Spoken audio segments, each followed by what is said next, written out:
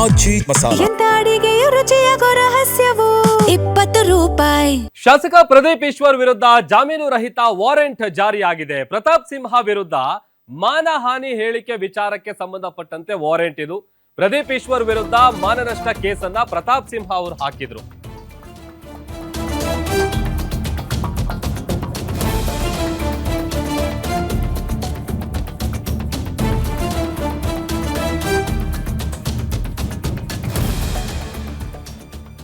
ಶಾಸಕ ಪ್ರದೀಪ್ ಈಶ್ವರ್ ವಿರುದ್ಧ ಜಾಮೀನು ರಹಿತ ವಾರೆಂಟ್ ಜಾರಿಯಾಗಿದೆ. ಪ್ರತಾಪ್ ಸಿಂಹ ವಿರುದ್ಧ ಮಾನಹಾನಿ ಹೇಳಿಕೆ ವಿಚಾರಕ್ಕೆ ಸಂಬಂಧಪಟ್ಟಂತೆ ವಾರೆಂಟ್ ಜಾರಿ ಮಾಡಲಾಗಿದೆ.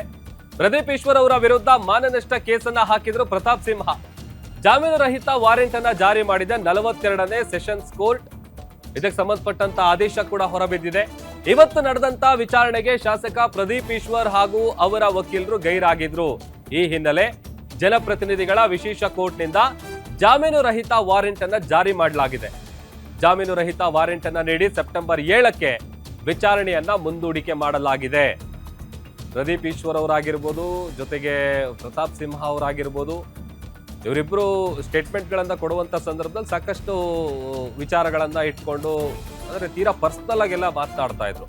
ಸೊ ಹಾಗಾಗಿ ಪ್ರದೀಪ್ ಈಶ್ವರ್ ಅವರ ವಿರುದ್ಧ ಈಗ ಜಾಮೀನು ರಹಿತ ವಾರೆಂಟ್ ಅನ್ನ ಜಾರಿ ಮಾಡಲಾಗಿದೆ.